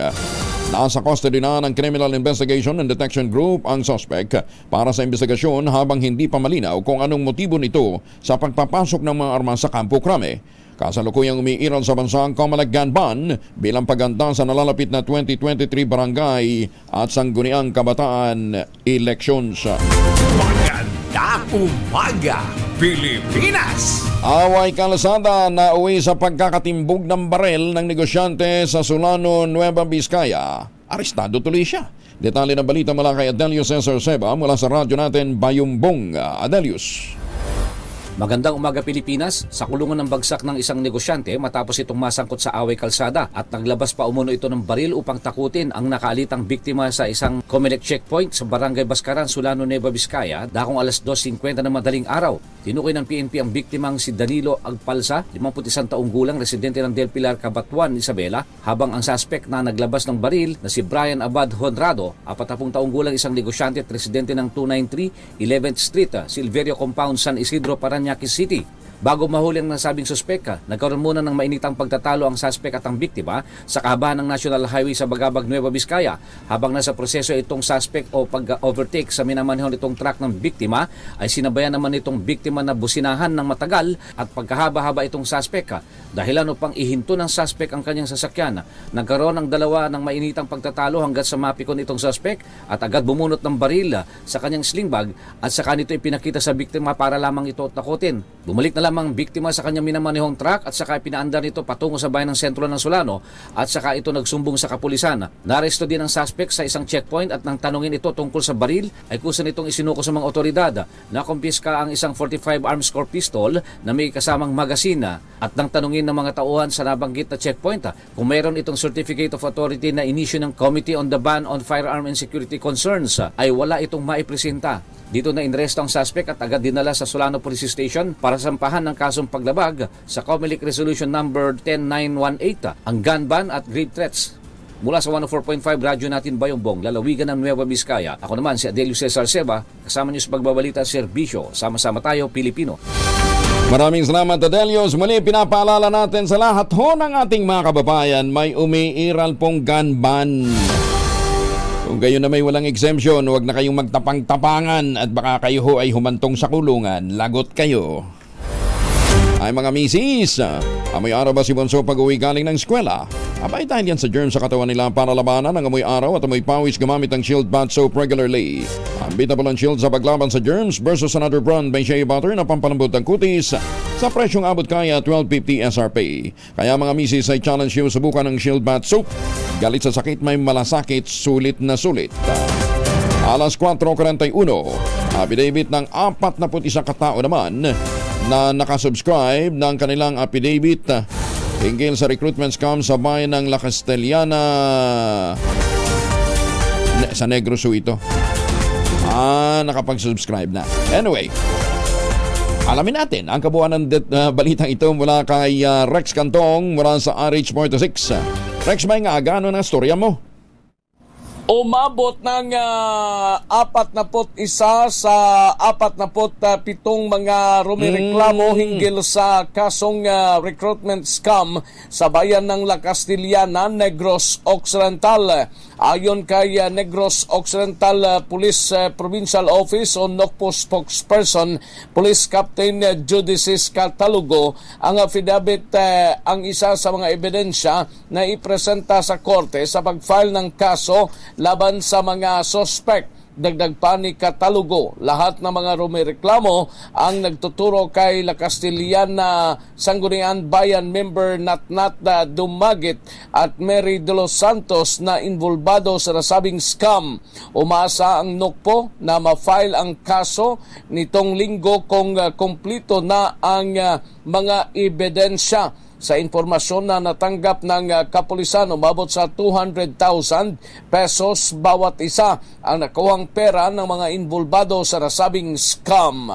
Mula sa Aksyon no Radyo Bacolod, dito si Rex Cantong, tuloy-tuloy sa pagbabalita, tuloy-tuloy sa serbisyo. Sama-sama tayo, Pilipino. Damong salamat, Rex.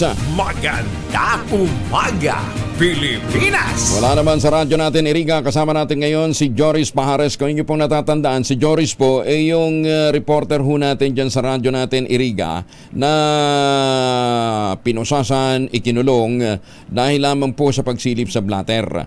And ito pong mga nakarang araw, dinismiss na po ng piskalya yung kasong isinampa sa kanya ng Chief of Police, so dating Chief of Police po ng Iriga. Joris, magandang umaga sa iyo. Kumusta ka na? Yes po, magandang umaga po sa inyong lahat, Sir Angel, lalong-lalo na po sa mga tagapakinig natin sa DZRH Radio natin. Ayan. Okay lang po. So, ibatiin muna natin, Diyos, maraming aga sa ating mga kababayan dyan sa Iriga, ha? Maraming aga. Joris, kumusta ka na? Ito po, relax. Kailan lumabas yung desisyon ng piskalya? Actually po, nung August 22 po yun, kaya lang pinadaan nila sa post office. Okay. Medyo na-delayed po yung pagkakatanggap ko nung decision. Pero ano po yun, na-dismiss is August 22. August 22. So wala man lang nag-notify sa iyo ahead na na-dismiss na yung kaso? Wala pa po buti nga po pinalo up ko doon mismo sa Hall of Justice sa prosecute. Paano yung bail bond mo? Sinauli na sa'yo? Hindi, sa ngayon po hindi ko pa po hindi pa po nalalakad kasi may mga proseso po yan and medyo busy pa po kami ngayon . So, Anyway, Joris, alam mo naman na na-relieve na rin si Colonel Oida, no? Dahil dito sa kasong ito. Nagparating ba sa iyo ng any message si Colonel Oida relative to the case? Wala po ako na-receive, wala pa ako natatanggap. Hindi rin humihingi ng paumanhin sa iyo na may kinalaman dito sa maling paghuli sa iyo. Wala rin po, wala po. Oh, ganun ba? So anong balak nyo ngayon na matapos nung dismissal ng kaso? Actually, we are filing to a case against to Oida. Okay. Saan niyo ipapile? Pagkakasama namin ng ating legal counsel ng KBP. So tumutulong ang KBP dito sa kaso mo? Opo, tumutulong po ang KBP saka ang NUGSP sa pangunguna po ni sa KBP chairman ni Mafi Mariscal. And si Attorney Herman Brex Credera and Attorney Aris Marasigan ang attorney po ng KBP Bicol. Nitong mga nagdaang araw, hindi na lang muna natin diniscuss sa area, pero may mga report na may mga, habang dinidinig yung kaso, may mga nagpapaikot-ikot na motor sa bahay mo? May nakapagsabi po sa akin yan, pero hindi ko naman po masyadong binibigyan ng attention yun kasi po mas mabuti na po yung mag-ingat na rin kahit ganun. Pero may nakapagsabi rin po sa akin, alam na po naman po natin na talagang nangyayari yan kapag may ganitong usapin po. Pero nagko-cover ka pa rin ngayon doon sa police station bilang isang reporter? Ay, binibiro nga po ako ng mga kapulisan doon kasi halos lahat mga kaibigan ko doon eh. Meron nga po doon na pulis na bihirang ngumiti pero ngayon ngumingiti na lagi sa akin eh. Binibiro po ako, belo ka na niya anytime. Sabi ko, wag lang muna. Kasi hirap na, baka maulit pa. Pero tinitingnan mo pa rin ang blatter. Sumisilip ka pa rin sa blatter, nagpapaalam ka lang. Ngayon po, hindi po. Hindi mo na. Iba na lang ang kino-cover mo. Hindi nga po matanggap ng ating po mga kasamahan dito sa Bicol na sa tagal-tagal rin nilang ganun. Buti hindi nangyari sa kanila. Sa akin na lang. Okay. I-recall lang natin nung makita ka ni Colonel Oida na binubuklat yung blatter, nilapitan ka niya at pinagsabihan ka na bawal yon. Opo. Totoo po yun. Okay, bawal yun. Kasi bago silang policy. Na hindi naman niya, kaya nga ang utos sa kanila ng prosekusyon, kung meron ho kayong mga bagong polisiya, i-brief ninyo ang media. Hindi yung basta dadamputin nyo. Anyway, so matapos kang sitahin, doon ka na sinabihan na paglabag ngayon sa data privacy. Ano sumunod doon? Dumating yung station manager nyo o yung production manager nyo at kinumpirma na reporter ka? Pinatawag po yun. Pinatawag? Yung superior ko. Kasi nga po yung station manager namin si Mike Cortez, nakalib po. Yung po ang immediate superior ko, si Raul Sudsod, pinatawag po just to confirm na kung ako talaga po tauhan ng radyo natin. Ayan, okay. Pagkatapos nun, hindi pa rin nakontento doon sa paliwanagan ninyo, pinusasan ka pa rin. Ganun po. Yung po sabi ng sinabihan yung production manager namin, si Raul Sudsod, na tutuluyan ko niya yan kasi nasa taas na. So, madaling sabi,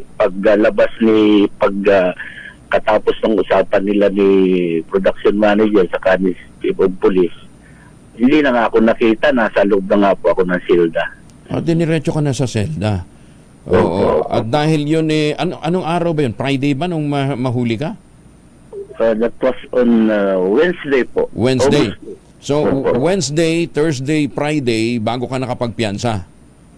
5:36 po ako na-release. Ng hapon? Opo. Okay. Tatlong araw kang nakakulong dahil lamang sa pagsilip sa blatter.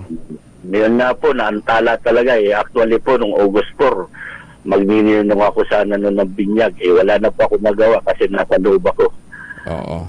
Okay, pagkatapos noon, nung makapagpiyansa ka, saka ka lamang nakalabas ng kulungan.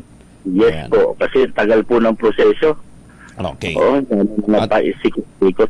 At kahit na alam niya ng mali yung kanyang ginawa matapos siyang ma-relieve, at kahit na alam nilang may desisyon na ang piskalya na sinasabing siya'y mali, hindi pa rin humihingi ng paumanhin si Colonel Oida.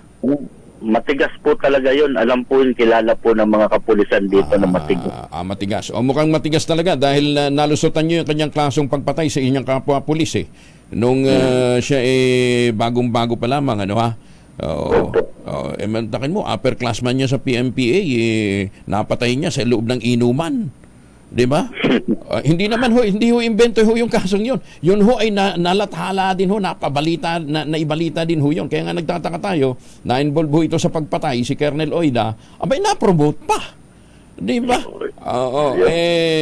Ingat lang din dahil mukhang talagang may history pala itong Colonel Oida na ito. Pero sana nga ay pakinggan din ang pamunuan ng PNP, hindi lang siya i-relieve, kundi mahirap po ito, may bit-bit na baril at nanghaharas ng ganito nang walang kadahilan. Matakin mo, sumilip lang mo sa blatter. Anyway, Joris, maraming salamat ingat din. Maraming pong salamat sa inyo at gusto ko rin pong pasalamatan ang chairman ng PBP dito, si Mapi Mariscal, tapos ang inyong JP, saka si Attorney Brex Cledera and Attorney Aris Marasigan, ang abogado ng KBP, na tumutulong rin po sa akin at sa amin pong station manager, May Cortez, and si Raul Sunsud. And sa inyo na rin po, maraming salamat po sa inyo pong suporta dyan sa DCRH sa radyo na. Maraming salamat, Joris. Ingat din. Si Joris Bahares ng radyo natin Iriga, siya po yung reporter na hinuli, pinusasan, ikinulong ng 3 araw dahil lamang sa salang pagsilip sa police blatter. Sana ho ito magsilbing leksyon ho sa pamunuan ng sa mga opisyal ho ng police station. Intindihin niyo muna ang nilalaman ho ng batas bago kay tira ng tira. 'Di ba? Nagpa-press conference pa, pinalalabas kung ano-anong kesyo, hindi daw kasi mukhang reporter, 'di ba? Sa halip na ituwid yung kanilang pagkakamali, pinanindigan at hanggang sa humantong doon sa dismisan ng kaso. O ngayon, anong gagawin dito ngayon ng Police Regional Office, IAS. Kinakampihin natin ang IAS, pero pag ganito mga pagkakataon, baka naman motopropyo po pwede na ho kayo gumawa ng aksyon. Magandang umaga, Pilipinas! 52 makalipas ang alas 4 na umaga. 43 wanted person naman na aresto sa Cordillera Administrative Region sa nakalipas na isang linggo. Detalye na balita mula kay Romy Gonzalez, RH 41. Romy. Tagumpay na naaresto ang 43 wanted personalities kabilang ang siyam na nakalistang most wanted person sa isang linggong pinag-ibayong manhunt operation na ikinasan ng Cordillera PNP. Batay sa record ng Regional Investigation and Detective Management Division ng ProCorps, naitala ng Benguet Provincial Police Office ang pinakamaraming bilang ng naarestong personalities na abot sa 16 na wanted persons. Sunod ang Baguio City Police Office sa Ifugao na may tig-siyam na naaresto, 3 sa Apayao, 2 sa Abra at 1 sa Kalinga.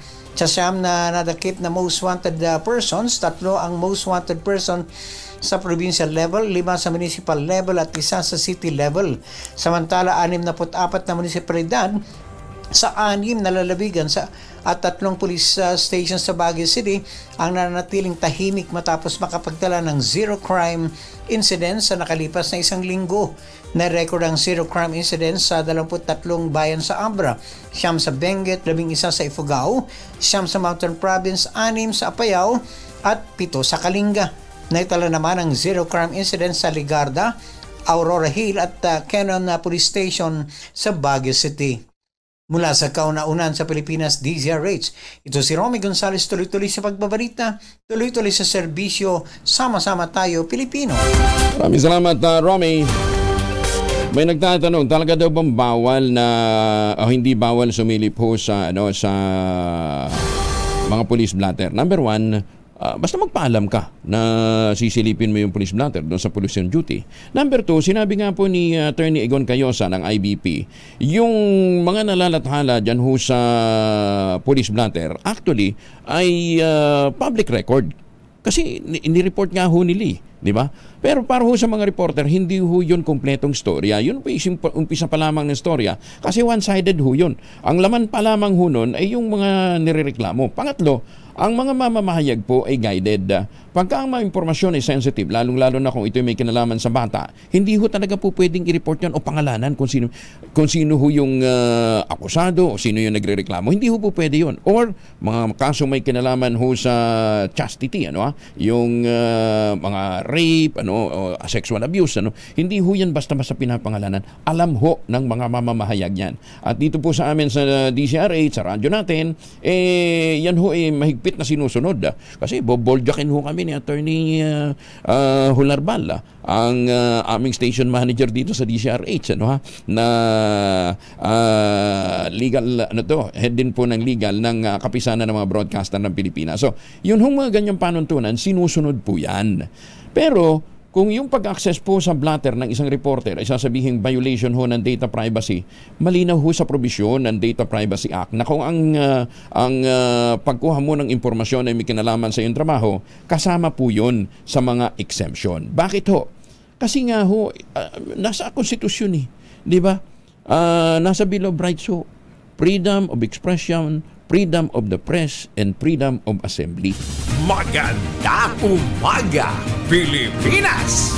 At malinaw din po yung sinasaad sa konstitusyon, walang anumang batas ang ipapasa ng Kongreso na sasagka sa mga kalayaan na yan na inisa-isa ho ng ating konstitusyon. Apat na tauhan ng isang lawless armed group na umano'y konektado sa Dawla Islamia Magid Group naaresto naman sa Tupi, South Cotabato. Detalye ng balita mula kay Jun Di Makuta, Aris 19. Assalamualaikum, Jun. Jun?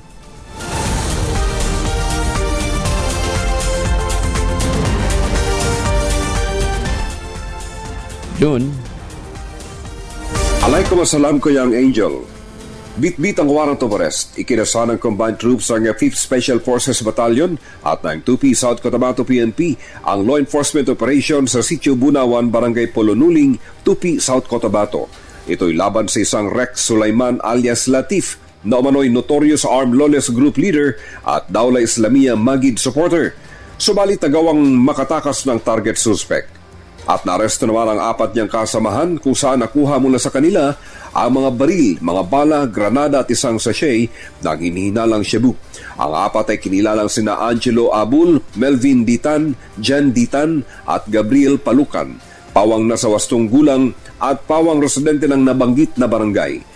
Ang mga na-recover sa kanila ay kinabibilangan ng 2 units ng caliber 45 type Thompson rifles at mga bala, isang unit ng 38 cal pistol at mga bala, isang unit ng hand grenade, drug items and paraphernalia.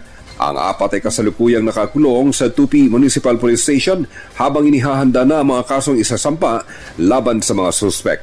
Habang patuloy naman ang manhunt operation laban sa nakatakas na target suspect. Mula sa kaununahan sa Pilipinas, DZRH, ako si RH19, Jun Di Makutak, tuloy-tuloy sa pagbabalita, tuloy-tuloy na serbisyo, sama-sama tayo Pilipino. Sopran John, maraming salamat. 2 minuto na lamang bago mag-alasing ka na umaga. Tumaas naman ng 213% ang kaso ng chikungunya sa buong bansa. Ayon sa Department of Health, 1,405 ang naitalang chikungunya cases.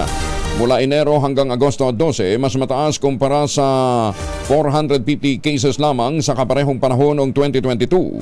Pinakamaraming naitalang kaso ng chikungunya sa Cordillera Administrative Region na nasa 372, sinusundan ng Mimaropa 222 at Cagayan Valley 218. Wala namang naitalang ang Epidemiology Bureau na mga nasawi dahil sa nasabing sakit sa nagdaang 2 taon.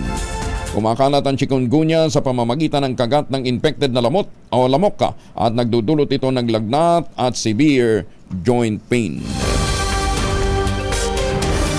1 minuto na lamang bago mag-alas 5 ng umaga. Kaya kinakailangan ho dyan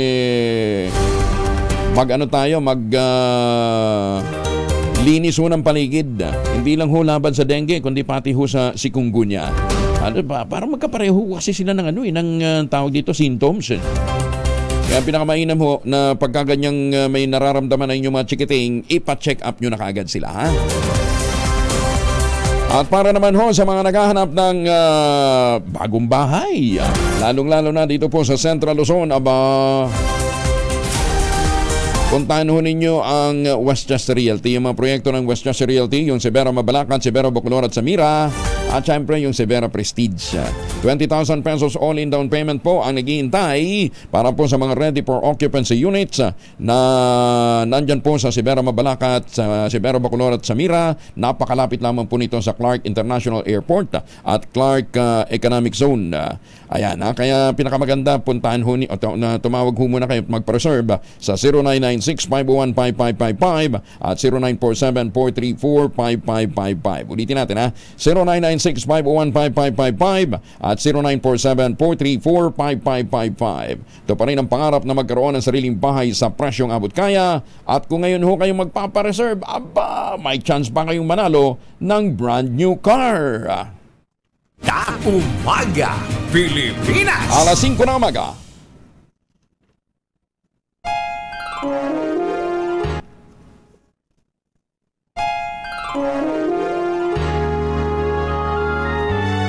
Kauna-unahan sa Pilipinas. NBC Manila Broadcasting Company. DZRH, member kapisanan ng mga broadcaster ng Pilipinas. DZRH, magandang umaga Pilipinas sa DZRH Radio, DZRH TV at DZRH Online.